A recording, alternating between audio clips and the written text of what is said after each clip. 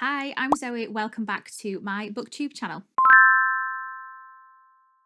We are finally in one of my favourite months of the year, October. It's spooky season, it's autumn, we're getting the darker nights, although I'm not looking forward to tackling my inevitable SAD. It's also my birthday month. It's my birthday at the end of October, Scorpio season. Very excited for that. I just thought I'd get on today and share some recommendations that I think would be perfect to read at this time of year. There's some spooky, there's paranormal, there's horror. Let's get into them. Before we get started, please do remember to like and subscribe if you want to see more from me. Let's get into the books. I'm going to start with one of my absolute favourites. I'm saying absolute favourites. I haven't finished the trilogy yet, but the first two books are two of my favourite books of all time. It's the Belladonna series by Adalyn Grace. You've got Belladonna, Foxglove and Wisteria. Wisteria is the one I still need to read. I think I've just got the series fear where I enjoyed books so much and then had quite a long wait for the third book and I was like, what if I don't like it? But I will get to it soon. So Belladonna follows our main character Signa, who was orphaned as a baby and has kind of gone between different relatives of hers over the years. They've only really been interested in her money and her wealth and not her, but that's okay because they've all met an untimely end, which kind of leaves Signa looking as though she's cursed, that death follows her everywhere. And she ends up going to the last of her remaining relatives. This is an elusive family called the Hawthorns. They live at Thorn Grove, which is this like spooky, super atmospheric manor. Well, it's an estate really. Not all happy there either. The patriarch, so the dad of the family, is mourning his late wife. He throws these massive extravagant parties to kind of forget.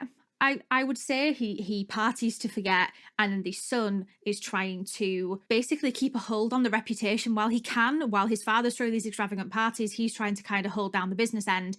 And then the daughter of the family has this bizarre sickness that nobody can kind of work out what's going on with her. And while she's there, Signa is approached by the very restless spirit of the mother of the family who had died.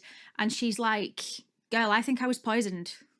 I think I was murdered. So Signa takes it upon herself. She has to look into this mystery. She's got this information that would absolutely change the way this family lives. I think she ends up working with one of the stable boys to kind of work out what happened with this murder, but she also forms an alliance with Death himself. Death has quite literally followed Signa everywhere throughout her life, and she reluctantly agrees to work with him. Their relationship is much more than this mystery, than the relationship they've had over time. As much as he has literally made her life living hell, she can't deny her feelings.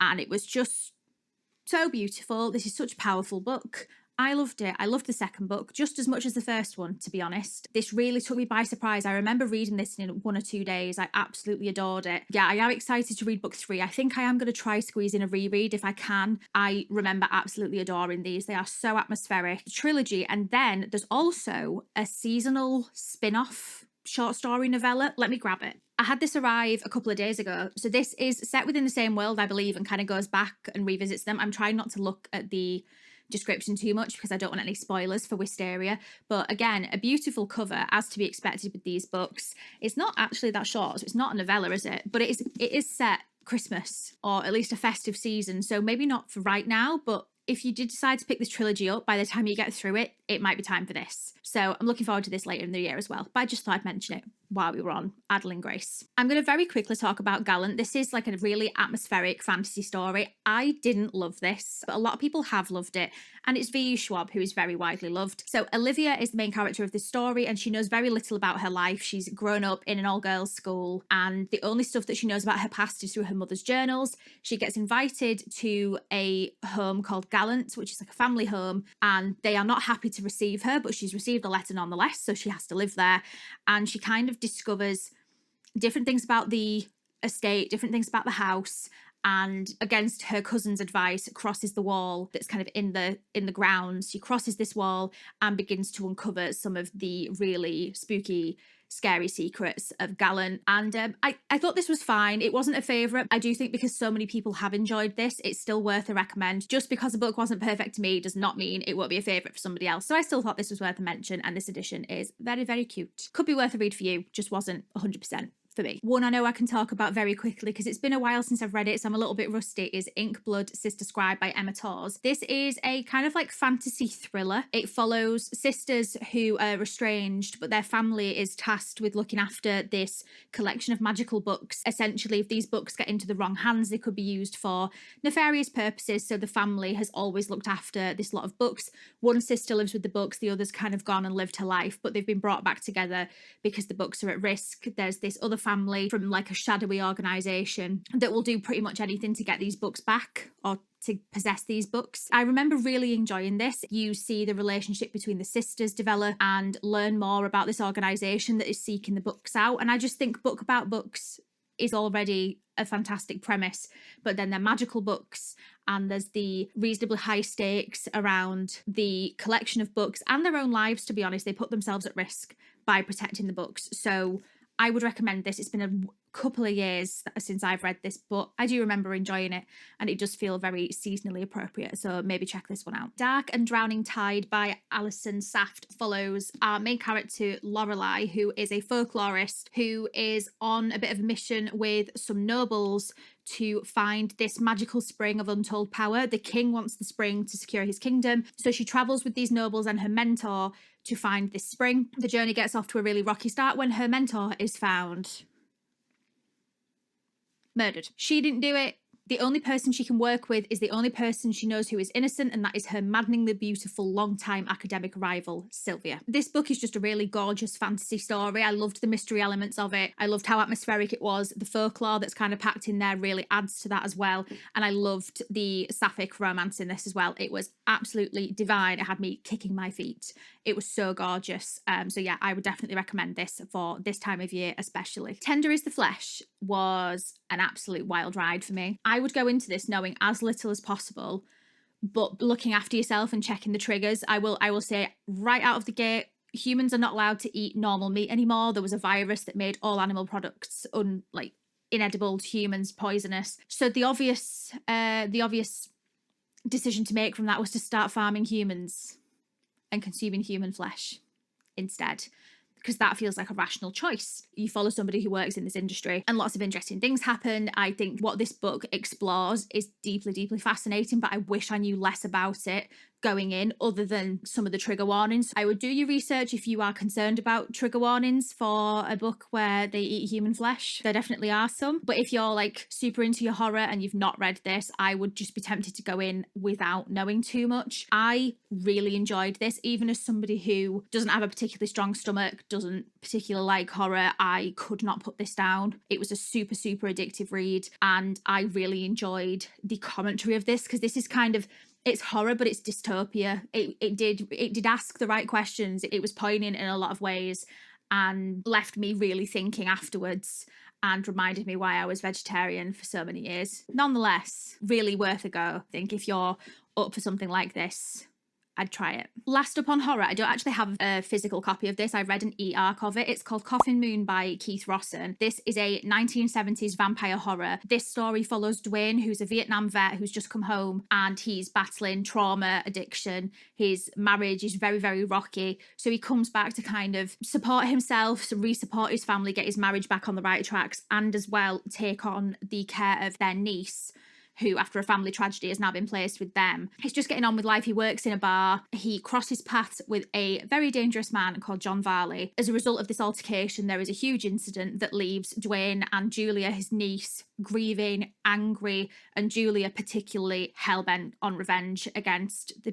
people responsible. So you kind of follow them on this journey as they try find the person responsible for this tragedy, but also they're entering into a world that they know very little about, that they never would have thought was possible.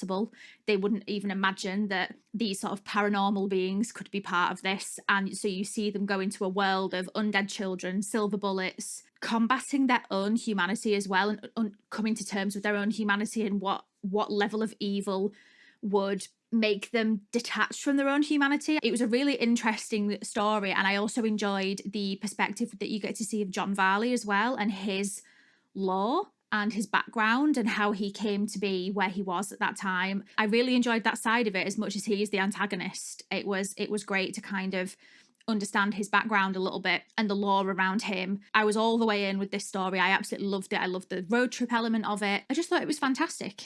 Could definitely one if you enjoy a vampire story. I think this was a great twist on it. I've not read too many, so I'm not like an expert on vampire stories, but I did feel for me this felt like quite a unique take. And yeah, I had a great time with it, so I would definitely recommend that one. Couldn't do this video without talking about Susan Dennard. So from Susan Dennard, I have read The Luminaries and The Hunting Moon, which is the first 2 books in the Luminaries series, and you still need to read book 3, so I'll talk about this first. This is a YA fantasy story following the main character, who's called Winnie Wednesday.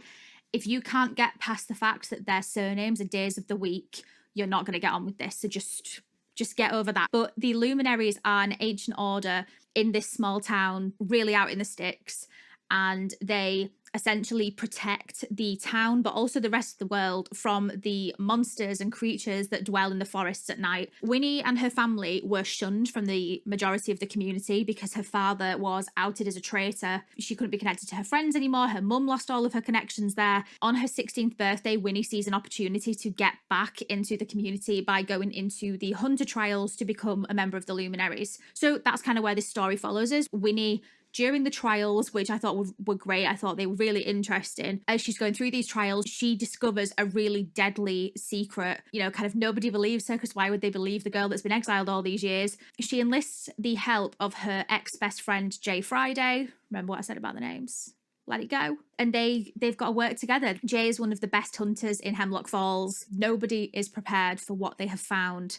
These weren't my favourites, and I will say that, but I do think, again, just because I've not loved and adored something does not mean it's not worth a read. And I am going to read the 3rd one. I've enjoyed it enough to keep going. It's just not wowed me or been a complete favourite. Her other book, which came out last month, I think, is called The Executioner's 3. It's a similar kind of thing where it's a small town, but this time it's kind of like a 1990s paranormal murder mystery type thing. Within this small town, you're following high schoolers. There's these high school rivalries where they're kind of pulling these really extravagant pranks on each other. So you're kind of seeing that side of the students, but as well as that, there are bodies popping up in the forests all around town, and a few of the students find themselves tangled up with that. And there is also a really old poem called The Executioner's 3, which may or may not be a blood curse, which would make sense given the bodies.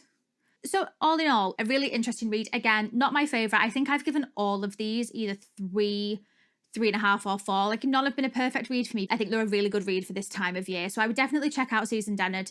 As I say, The Luminaries is a completed trilogy, and The Executioner's 3 is her newer release. I'm pretty sure it came out last month. So yeah, that is some YA recommendations there. One last very quick recommendation for my grimdark readers. I'm including this because I do think the vibes of this one are horrifying enough to kind of fit for that spooky season. So this is a grimdark fantasy following the 3rd best assassin in the city, a mercenary crew, and a demon trapped in a human's body trying to protect the king.